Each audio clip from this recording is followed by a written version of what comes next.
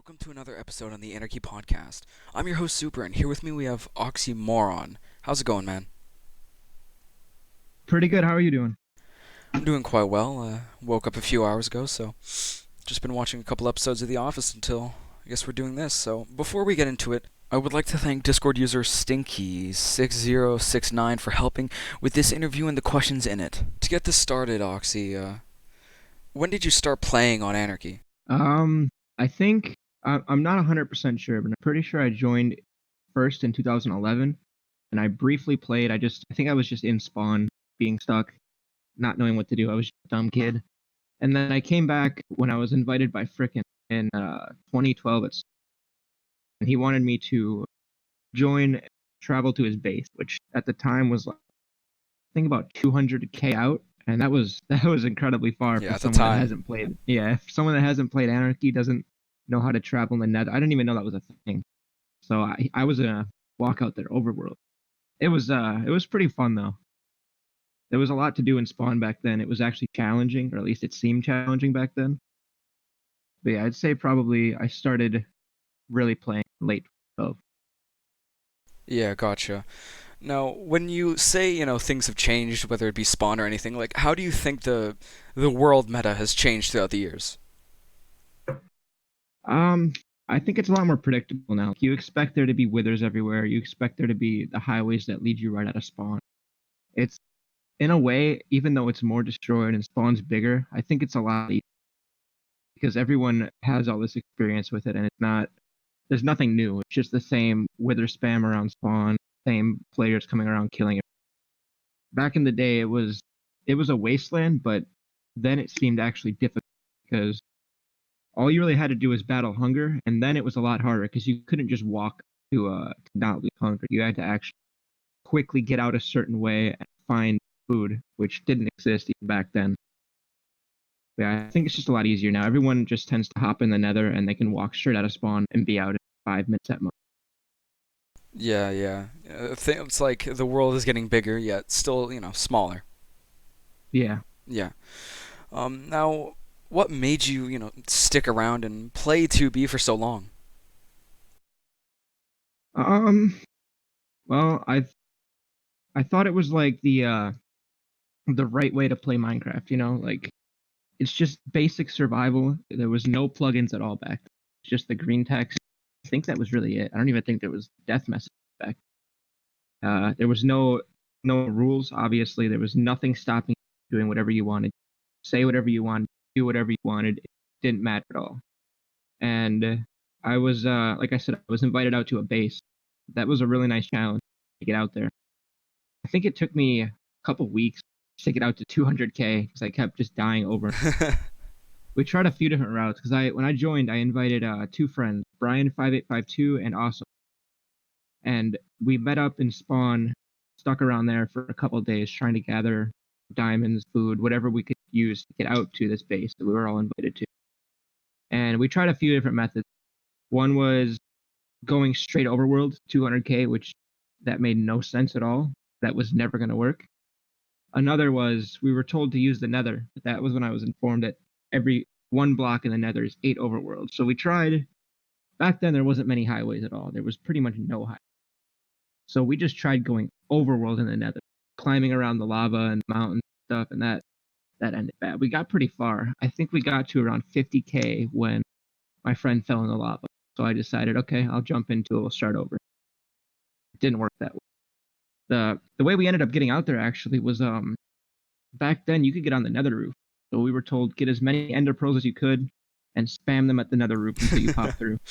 Which it worked. It took us a few tries. We died a couple times doing it, but eventually all three of us got onto the Nether roof and were able to travel all the way out there. Like a few hours of traveling. It was easy. We got up there. Yeah, just slap down a portal and bada bing, bada Yep. It boom. was easy. I think the portal was already up there actually. Oh God. Okay, so things have, travel and transportation have changed throughout the years, right? Yeah, quite a bit. So, what's your, response to house, let's see, patching entity speed? I think it's for the best, honestly. I mean, I enjoyed using it, that's for sure. When was it patched? I forget what day, but it was very recently. Like he made a Reddit post Oh, all about it. huh. The last time I was on, I was speeding around on a horse. I mean, I think it's better, honestly. Players are able to get around the map too easily. Like I was traveling 200k around spawn the last time I was on just on a horse. Then that was overworld. I can get from 0 to 100k in a couple hours at most, probably Oh an yeah, hour or two. yeah, It made finding people's bases a lot easier. It made escaping PV way easier. I don't know. It wasn't needed. The only thing I can complain about is that I missed the elytra plate. That was yeah. But even though yeah, it's back now. So how do you think that's gonna change? The whole meta. what elytra? Yeah, Oh, are you able to fly around like limited with it? yeah. Or I think so. I haven't been on in a little while, but yeah, I think so. That's not good. Oh no, It absolutely. sounds fun, but it's definitely not good, especially with how many players are on right now. Last time I checked, there was like 600. Yeah, yeah, no, actually, I'm retarded. I was on recently, and I was flying around with an Elytra. Good old, I hacked Walmart's kits, and man, yeah, like WWE, I think it has the Elytra Plus, or I think Elytra Fly, Elytra Plus, or whatever hack it was, and it was so easy to just fly around infinitely, and it's really great. Like there is like an anti cheat that doesn't allow you to fly as fast as you want, but man, it is a lot of fun. I'm actually the pretty much the main reason it was disabled in the first place due to my flying around for what was straight. I think I flew around fun. The TPS was always just off. Is it real bad right now? The I don't lag? know. I haven't been on in like half a week, I guess.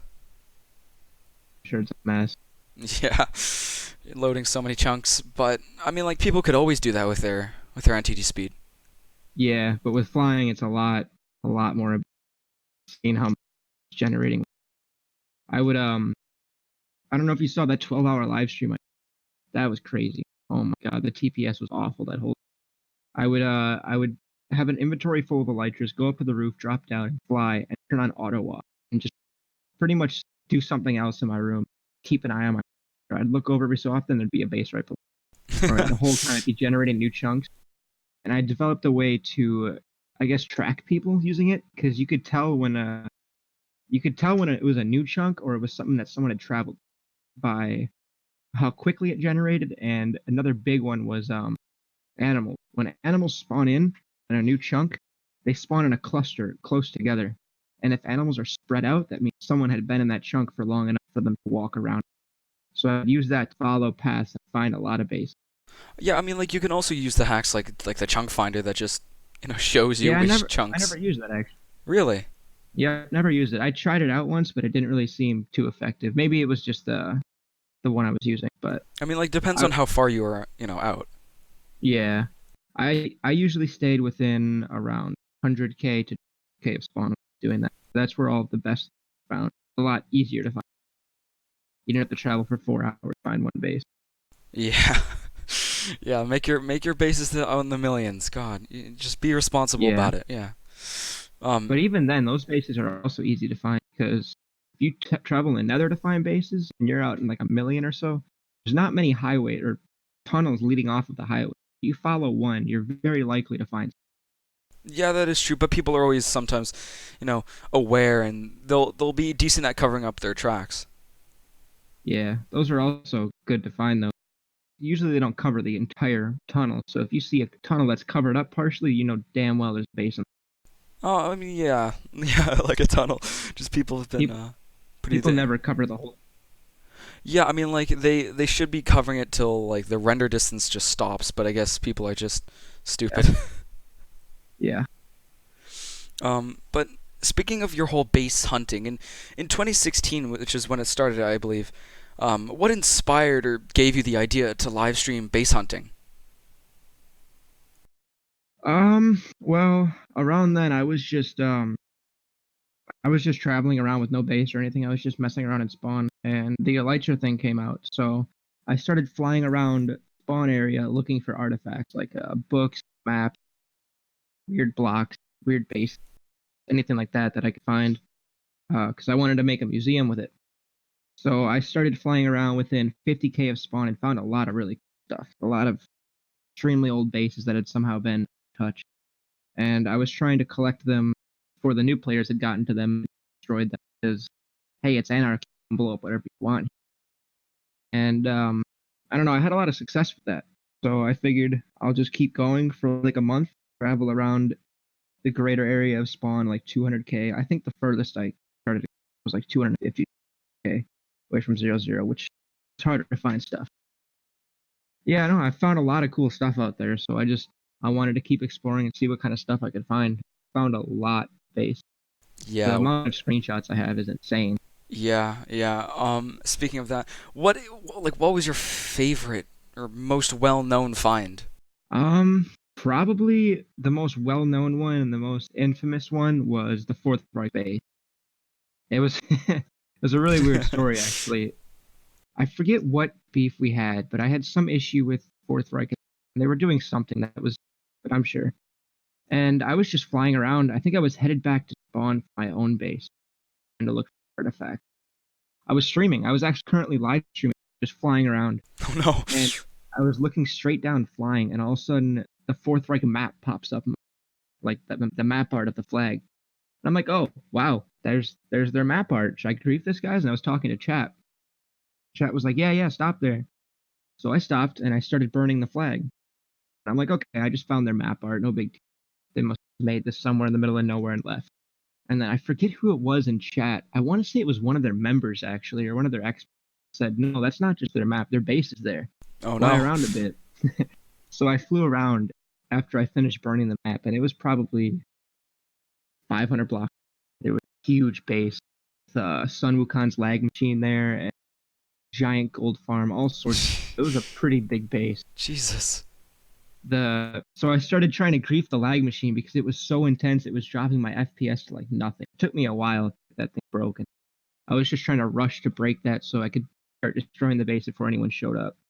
I think this all actually happened on Christmas Day or Christmas too, which is pretty cool. Oh my God, Yeah. that's a perfect little Christmas present. Oh yeah, it was great. It was completely random too. I had no idea their base was anywhere around them. So I think I spent 3 or 4 hours leveling that place all on my. No one ever showed up. But that actually resulted in the destruction of the Ragnarok Museum. So I Yeah. think a day or two later, um, I was flying back from exploring, and I pulled up at my base, and there was Tim flying around my base with TNT placed everywhere. I'm like, shit. My museum was blown out. He had already stolen everything and blown it up, and he was getting ready to light the TNT to blow the whole base up. So I'm like, well, that's that. I dropped down, started fighting him, and I forget how the fight went. I think one of us combat logged, and then the TNT had been lit, so the whole base was blown out. So I pretty much just rushed to my stash, try to grab as much as I could to run out of it. And I made it out with a decent bit of stuff, but pretty much every artifact that was there was stolen. I don't think I left with much beside a few books via shulker. Yeah, Uh, there was a video made, I think, by Tim yeah, on the Fourth Reich YouTube channel, yep. and I'll be honest, that was a very interesting, thing to watch because there was a lag machine, there was a big, museum with hundreds of artifacts, whether it be map arts or, armor that you've just kept from just months of, surveying the world, right? Yeah. Yeah, and Yeah, that lag machine actually is a funny story. I wasn't actually trying to lag the server. There was two lag machines there. One was in my little mini drain that I made, and I hmm was just experimenting with methods of doing it. I was seeing how people were making these lag machines and what like the best method of it was. I think it uh-huh. was just pistons and armor stands, which wasn't the greatest. And then someone else at the base made a really large. I want to say it was Grindlord, but it might have been 086. And they made a really large. I don't think we ever even turned that thing on, but it just, it just took up a ton of space. I hated it. Yeah, it was like chunks upon chunks of it, and like it was Yeah. layered as well. Like I remember when I used Yeah. to make my lag machines on other servers, and it would just cripple it, and I would just use like a 6 by 2 chunk thing and just layer it a couple times. But Jesus Christ, your lag machine would have crippled the server. Yeah, I'm not sure why we never used it. But yeah, the funny thing is, Tim always said that him and Tristan had found Ragnarok maybe a month or two prior to finding their base. They just were flying around and found it and marked the coordinates. It didn't. Which I don't believe that for a Yeah, second. I your know thing damn was well. hold like like they sold the cords. Yeah, it was. I never did find out exactly what happened, but it's a long story, really. So yeah, they said they found the base and waited on it. I don't believe, the Fourth Reich would never pass up griefing, especially something like that they could easily get views and attention. They would have Yeah. destroyed that thing that minute, especially Tristan. I know how he is.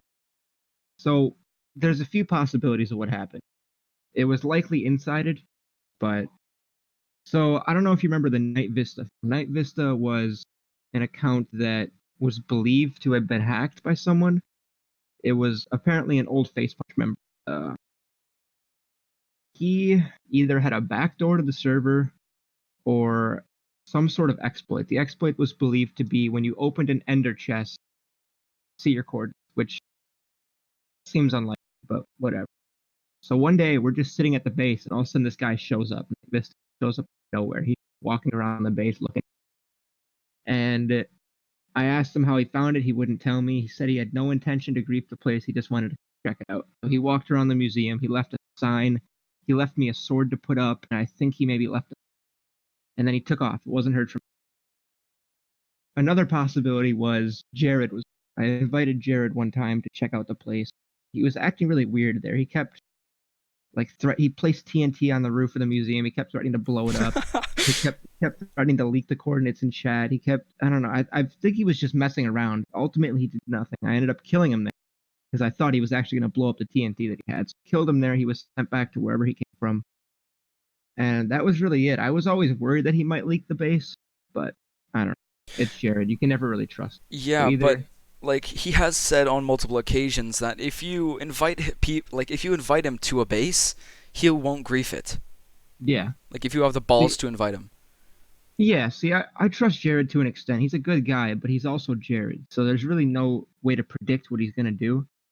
And he Yeah. was friends with a lot of the Fourth Reich members. So it is entirely possible that they paid him money for the coordinates or just asked him for it and they might have done it.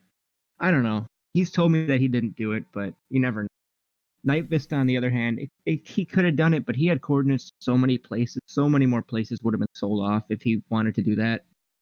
So I don't know. It was either those two, another possibility, which is unlikely, but Police Mike, the one that was Ragnarok, maybe he did it to the first one as well, but I don't know. It's possible, but there's really no way to find out exactly what happened. Someone Yeah. leaked the base. Someone that was there leaked the base. There's no way they found it. But Yeah, and that fast, like yeah, Jesus. it was like the next day or the day after. Yeah, and like seeing as But they knew you were the one who griefed it. oh yeah. Yeah, they were Yes. definitely trying hard to get my coordinates after. Yeah, that's either one hell of a coincidence or something's Yeah, fishy. exactly. Yeah. It was already enough of a coincidence that I found their base that day. But yeah, Sometimes you on can get the some lucky finds. yeah, yeah, speaking of that, another interesting find I found while flying around was the day after, I believe, Fit released his video on Jericho. I was also flying back to spawn, cruising around, and all of a sudden there it pops up on my screen the entirety of Jericho City. It's right there. And I What the landed and I fuck? think yeah, I think I was streaming this too, and I was like, holy shit. Everyone thought that I had the coordinates. I was headed there on purpose, but no, I was just flying around and it happened to stumble upon it completely randomly, like the day after the video came out. Everyone was looking for this place. So I explored it. There was no one had been there except for Fit. He was the last one there. And I left a sign. I think I built a little structure. I think I took copies of the maps of the place. And then Don started messaging, asking if he could tour the place. He was like begging for the coordinates to tour it. So I figured he wasn't going to do anything. He just wanted to check the place out, take a world, which he did. He went out there, gave him the cords. He went out there, took a world download, and then released the coordinates to everyone. So I think the Jesus. next day it was blown out to hell. Oh, I wonder But why. yeah. Yeah, I don't know if he sold the coordinates or gave them out, but yeah, that was the last time I gave out coordinates to a place like that. I found. Yeah, yeah. There's always, risks in like you can never kick someone from a base, Like Yeah. yeah, like they have the That's not cords. possible. Yeah. Yeah, exactly. Now speaking of all these relationships, who do you think are your biggest friends or affiliates on the server? I've got to say, Frickin's probably the best one. He's a really good friend. We've been friends since before I even joined 2B2T, probably early 2011. Well, not so much friends in the beginning, but we became pretty good. Gotcha. Frickin's a really good guy. Grindlord's a great dude. 086, Kyle, P529, Pyro, anyone from the various Ragnarok bases or the Map Art Islands. They're all really good guys, and I trust all of those guys fully. Um, I'd like to say Jared's a friend, but once again, he's Jared, so it's hard to tell what he is. And probably my biggest ally on the server is Doctor. He's a great guy. I love That's him so someone. much. Yeah, he's an awesome. He's one of the guys that any base I ever built or any place I was at, he was always the first one to get the cord. I always said, "Hey, come out here whenever you want. You're always free to join." Yeah, dude, like the most trusted guy on 2B2T. Yeah, I literally had that in my notes here. The most trusted guy in 2v2t without a doubt. Oh my god, There's he nothing I is. wouldn't give him cords to. Yeah, he is a really good guy, and like you can tell, like he came on this podcast for an interview, and it Yeah, I was a saw that. very it was a very good time, and he's one of the best interviewees I've ever had the pleasure of doing. So yeah, Yeah, he's always been an awesome guy on 2v. oh yeah, He was the one that deserved to be the big YouTuber. He should have blown up instead of Fit. I think that would have been awesome. He was always so neutral to everything. He's a great guy. yeah, that is pretty true. So Oxy, who do you think are your biggest, I guess you could say, enemies on the server? Um, I wouldn't really say I have any enemies, but I dislike the players that are there solely to gain attention and like become infamous by being dipshit, not not by doing something cool or notable. Just for example, making lag machines or naming withers in spawn, such as Armor Smith or most members of the Fourth Reich or any of those new players like that. But I don't really think I have any enemies. Yeah, what's your beef with Tim though? Uh, he was probably one of the worst. He was probably one of the worst people that aside from Armor Smith, obviously, he's just an annoying. I think he tried to bring like the worst attention to himself on purpose. I didn't like. Um, he did a lot of things that there was really no meaning of doing. He would go around griefing a lot of like older bases for no reason, things that had already been destroyed that had no reason to be destroyed. He'd make videos that were just complete cancer of griefing these places. I don't know. I just didn't like the guy. I didn't like how he played 2v2. Yeah, just for the sake of making everyone have a bad time, I guess. Yeah, I mean that's obviously the point of 2b2t, but not in the way he was doing it. It wasn't productive whatsoever. Gotcha. Now what's your backstory on Cobra 51 and really your affiliations with the guy? This is a weird question. I'm wondering why you think I'm affiliated with him. Well, this question was given to me by Stinky, so that's I guess a question from him. Okay. Well, we don't have too much affiliation, I guess, but I've known the guy since like frickin' around 2011. We both met making Gary's Mod on a hack vs hack server. So we met before I even knew what 2b2t was, and when I joined 2b2t, he was basing with frickin' at the first base I joined in 12. So that's really all I knew. I didn't talk to the guy much. I just knew him from 4 on Gary's Mod and then through basing. Gotcha. But Okay. there wasn't too much affiliation. He's a cool guy. I wish he wouldn't have left the server. He did do a lot of cool stuff with us, but didn't know him too well. Yeah. Um, Now, how do you feel about the way maybe some people like Fit or Baron Dome or even Celsi One portrays 2B nowadays? Like, do you support the whole YouTuber sort of in inflation? I don't mind Baron Dome at all. I think he's a good guy. He's a good YouTuber. He tries his best to portray 2B2T the right way. Yeah, he's pretty chill.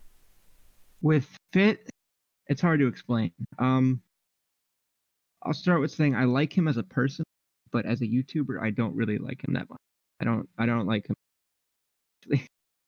Um, he he really committed to the hype thing. He really ultimately he tried his hardest to turn 2B2T into a YouTube server. Ultimately committed to the death of 2B2T more than any other YouTuber. The death of it. I mean, Well, like it's still pretty much alive, isn't it? yeah, with players, it's definitely alive, but it's not the server that we all once knew, the old players knew. Yeah, I In guess. that way, it's dead. There's almost none of us are left. No one is stuck around because of this, because all of these new players have made the server unplayable. In fact, without Fit, I believe that the server would have almost returned to normal by now. I think Q would be almost unneeded. I think it'd be maybe a 10, 15-minute wait to join the server if it wasn't, if he would have given up when Rusher did. They would have, had their thing, had their fun with it, and he would have moved on and started making videos elsewhere. That would have been great. I would have totally supported that. Hell, I probably would have watched myself. But the way he's milked 2B2T for all of the ad revenue and all of the viewers possible, I don't like it. I think if it were someone else doing it, he would feel the same way. But Yeah, I I mean, can't blame him. I can't blame him at all. If I had the opportunity, I probably would have done the same thing. Sure, he's yeah. making a great living off it. Oh yeah, no, he definitely is. Like his videos are getting nowadays like more than 1 million views Yeah, in like a month. Like, and granted, there exactly. are some weird videos like that Nomad one Yeah, just stuff like that. I can't really give much of a yeah. He comment likes on it. to he likes to act as if he's a lot more relevant on 2BT than he really is, and was more relevant than he was back in the day. I didn't even know who he was really. I'd seen the name, but wasn't really known much. But he likes to portray that he was much more relevant in the community than he I mean, like, yeah, and now he's pretty much as relevant as he can ever be with his hundreds of thousands on his YouTube channel. Yeah. Jesus, but Yeah, in a way, yeah. yeah, yeah. Now this isn't by any means gonna be the cleanest segue, but what teams have you been a part of in 2B? Um, I mean, I haven't really been a part of any teams necessarily. I wouldn't call them teams. I've been in a lot of group bases, that's for sure. When I came back to B2T right after Russia's video, I had quit for a while before then. I hadn't been on for, geez, probably like 8 months ish. And when I came back, I figured, you know what, I'll join this little quote veteran squad thing, and I'll run to spawning players. That was just normal for me. So someone gave me a shield, and I walked around with it, killing players for a while. So I guess I was part of that, but not. I wouldn't really say I was in the veteran team. Um, but as far as group bases, I was part of Frickin's group. Start. Um, I was leader of Ragnarok, both of them, and I was the original founder of Map Art Island. And yeah, everyone knows Map Art Island. Just Yeah, the amount of cool little arts that have been made there. Um, yeah, we did a lot of great things. yeah, no, with all those good things, like, what are your most favorite memories on the server? Uh, Definitely the earlier years. Definitely. If I could replay one of those eras, I'd say probably when I first joined, around 2012 to 13. That was the best time.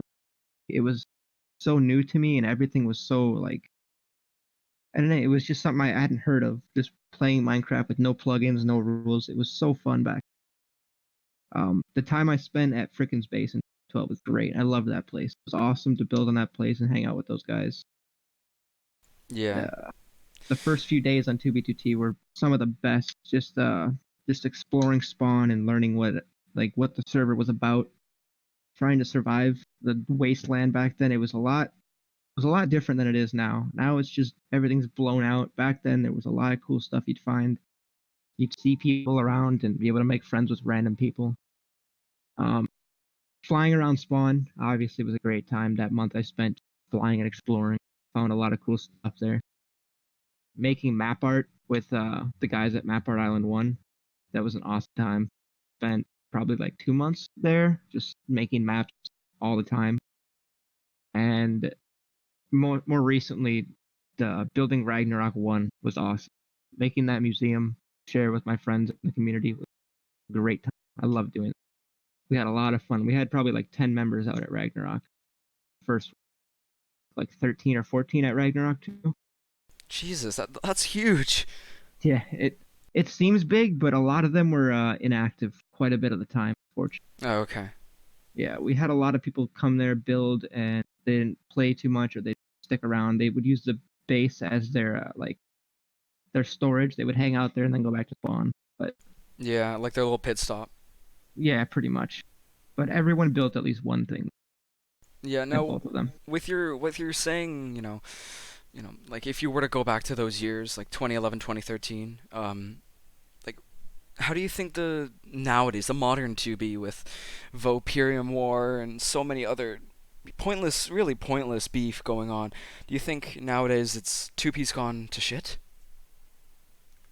It's gone to what? You cut out at the end. Do you think like 2B's gone to shit? Oh yeah, of course. It's definitely a shell of once what it once was. It's nothing like what 2B2T was meant to be. It was meant to be uh I guess you could say a chill anarchy server with no rules and no plugins. It was meant to be very vanilla. Just we used to call it single player with chat. That's what it was. But now it's single player with a terribly toxic chat and a lot of toxic players. A Just lot of not bots. a lot of bots. A That's so lot of stupid. bots. I hate that. That's one of the worst. Yeah, House is trying to get rid of them as well, actually. I hope he does. Yeah. But yeah, it's just not the same as it was. It's so much more hype focused now, tension focused than it once was. Like, yeah, back in the day you had the people trying to get their attention by, like, for example, Pop Bob. I hate to bring him so overplayed these days, but you had your people like him, but we needed those people to be sort of the villain, which you don't really need more than one villain on a server, but now everyone wants to be that big It's a known villain. necessary evil. Yeah, it was. Pop Pop was definitely a necessary evil. But now everyone strives to be the most known, I guess, griefer or villain. So they spend all of their time spamming the chat, making these discords, trying to build teams, spamming withers around, griefing places that are completely irrelevant and no one cares about just to try to gain some notoriety. And I think that's ultimately what destroyed 2B2T and made it not what it used to be. People trying way too hard to be relevant. Gotcha. Now, if you were Housemaster right now, would you, you know, t- turn back time, get rid of the queue, get rid of some of the players, and make it? Hell no. If I was No? Housemaster, I'd be rolling in it. You kidding me? You make the queue, like the I, $30 I for Prio queue, $50. oh hell yeah.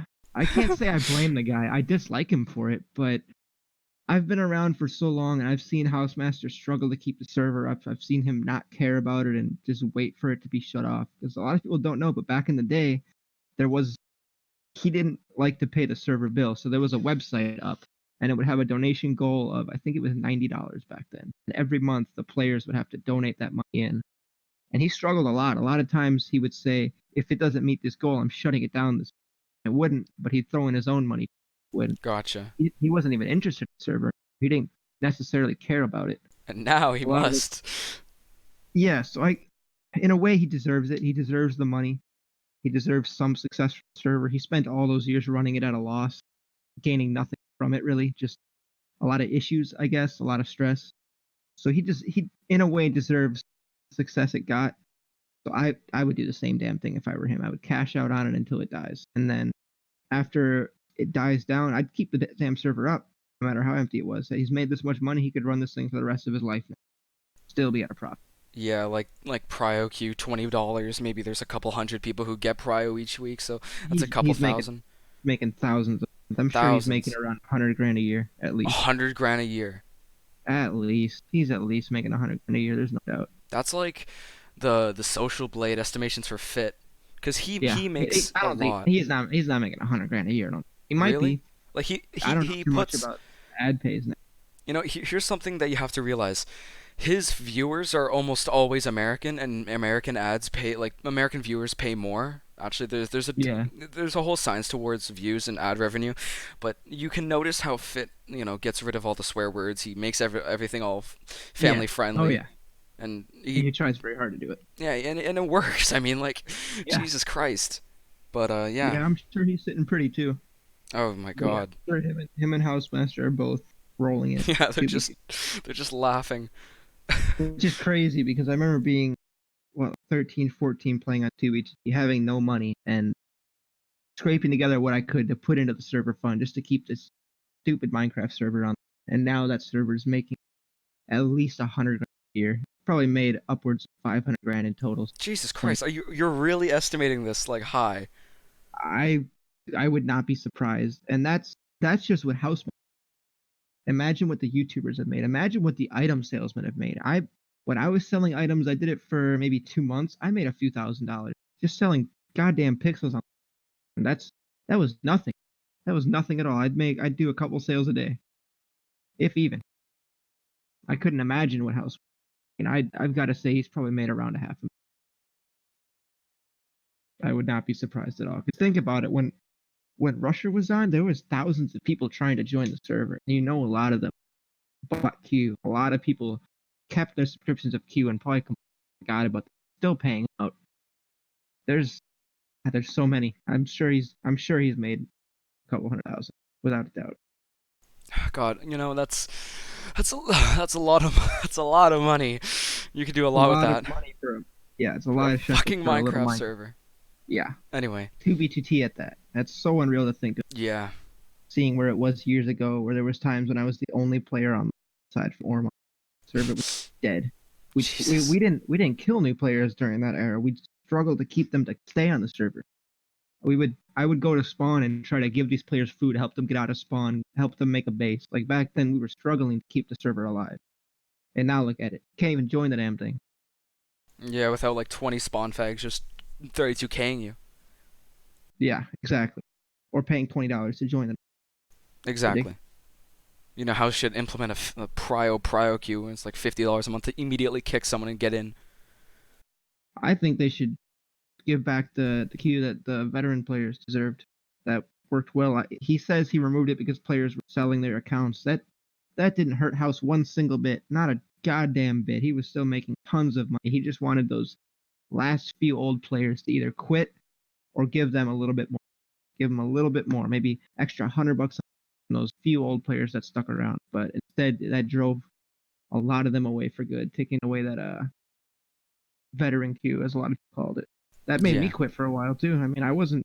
I still haven't. I paid one time queue, and I've had queue a few times, but I refused to pay for it myself. I won't give House my money again to play on the server when I was literally a broke ass kid scraping money to keep this damn server on. I shouldn't have to pay to play this server. I think I'm past that. Yeah. Yeah, there comes a point where you're just like fuck it. Yeah, exactly. It's not worth it. Yeah, so I think we've spent a little bit of time, shitting on House. So, one of Yeah, the you deserve last one of the last questions I have for you is what's the complete story with you and good old Don Fior? There isn't much, honestly. There's really not much. Hermetic's a good guy, and we talked a lot. He was a good friend. But if you mean the base, I wasn't really there much. I was invited to the original one, the first base. Showed up. I looked around the place, and they gave me a box of artifacts. I was greeted by quite a few people when I got there, and they had a box of just random items, like let's say a dirt block, a fish, a steak, and they had named them all these clever things, and they gave me this shulker box to put in the museum, which I did, and it was lost during the grief. That was stolen, blown up. But yeah, I didn't stay there much. I showed up at the base. I looked around a bit. I might have stayed for like a day, logged out, and then I left. Wasn't really a part of the base. Yeah, those guys who really destroyed Ragnar, they did a dent on you, right? They what? They hit you a real dent, right? Yeah, I mean, it was unfortunate, but you have to expect these things to be too. You have to expect that your base is going to be found, all your stuff's going to be stolen, even the most valuable stuff is going to be stolen. No one's shit. Hell, I don't even know where those items are. I was told that Tim gave them to Fuffer, and I haven't heard shit about where those items are. They could have been burned for all I know, but they might still be out there. They might still be in someone else's museum, in some shulker's stash. Who knows? Yeah, who knows, man. I'll probably never know. I don't know, man. Anything's possible. But Yeah. I guess one of the last, if not the last question I have is if you had one One question to ask yourself in an interview. What would it be? I mean, we kind of already went over it, but I'd probably ask what my favorite era slash time of 2B2K was and what made it special. Yeah. Because that's what everyone wants to know from the old. What the best time? When was its golden era? Yeah, and you already said it's like 2012, 2013. Yep, Yeah. definitely. Those were definitely the. Yeah, the golden days, the golden hours. Yeah, but actually, I think the last question is going to be, what is your most interesting collected items or item that you've, gotten over the years of traveling on 2B? So I'd say the best item, the one that I valued the most, actually is now gone, was the armor set that my friend Brian 5852 was wearing. He died at frickin' space 2012. So we got to that base together, me, Brian, and Austin. We got there together, and we were there for a while. Back then, I was a dumb kid. So one day I was talking to Brian, and he did something stupid. So I was like, "Dude, I'm gonna DDoS you right now." So I did for like 5 seconds, literally 5 seconds. He went offline, came right back on, but was for some reason so upset by this. He leaked the coordinates to Frickin's base that night I got off. Oh my god. I don't know why he did this. It made no sense. I did no damage. He was offline for 5 whole seconds, right back. But he leaked the coordinates, put them in. They're still out there, actually. Still find the leak, which I won't talk about. I'm sure someone has already dug them up. But yeah, he leaked the coordinates, and no one came that night. We got back on it. He told me he did it. We all got back on. Told me he did it. Frickin' was pissed. He was furious that I had brought someone to the base that would leak the. So he of course blamed me, which I don't stupid to bring him to the base. So he quickly started burning down the base. Freaking started burning down his own base, blowing it up. And me, Brian, and Awesome were just scattering to collect as many items as we could to run away. So we ran off, and they were two of them were trying to kill us. Two of the people from the base were trying to kill us and send us back to. They had already broken our beds. So we ended up managing to get away after losing Awesome. He ended up getting trapped and killed him. We managed to get away about 1,000 blocks away from the base. They couldn't find. So I had forgotten that freaking had the password of my account. Logs into my account, kicks me off, kills Brian, kills me, sends us back to. What I didn't know is when they did this, they came out there and they picked up Brian's armor.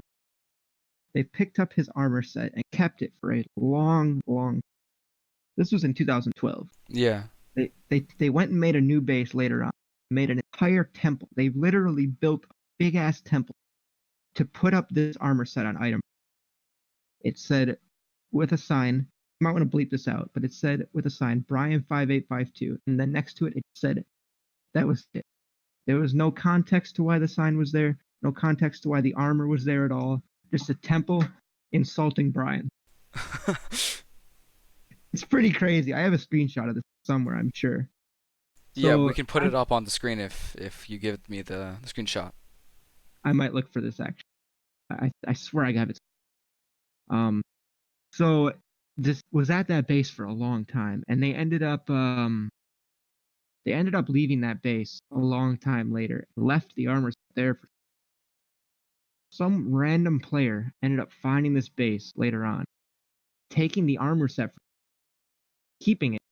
I don't know why. I forget who it was. I cannot remember who this was, but I somehow found out who had the armor set in 2016, and I tracked them down. Spent like I think like a week trying to get this damn armor back. I finally got it, and that was probably my favorite item on 2B, just because of the history it held. It was such a long It's time been through so ago. many hands. Yeah, it really has. It's been around so many years. It was around, and I finally got it back.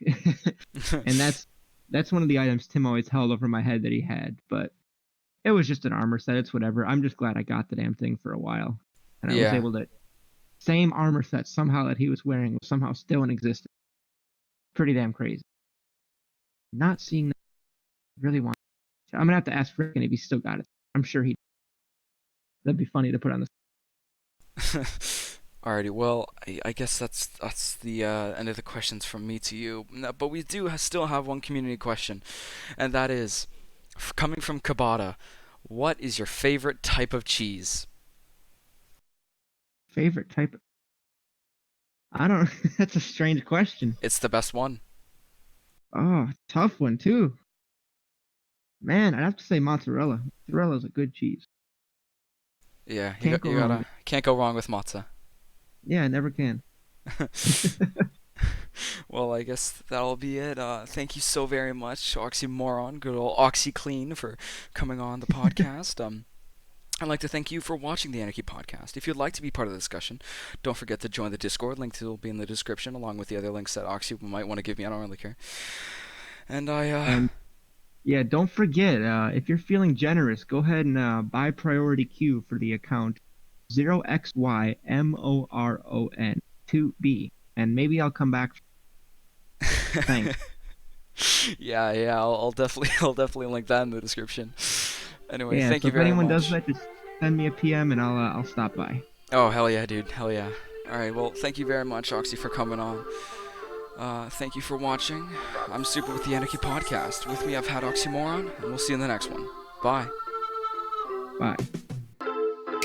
Fuck my friends, they're gone. They all left one by one. And now the summer's done. They don't need no more fun. Yeah, I drive around on my own. I'm rich but my AC broke. Don't check no mail, no phone. And I tell them I'm not home. And I keep to myself. Fuck with no one else. And I know it's my fault, but I don't care. And I keep to myself. Who are you to pretend? And I know it's my fault, it'll never end. Yeah, all my friends no fun. Yeah, all my friends no fun. Drive around on my own. Yeah, all my friends no fun. Yeah, all my friends no fun. Yeah, all my friends no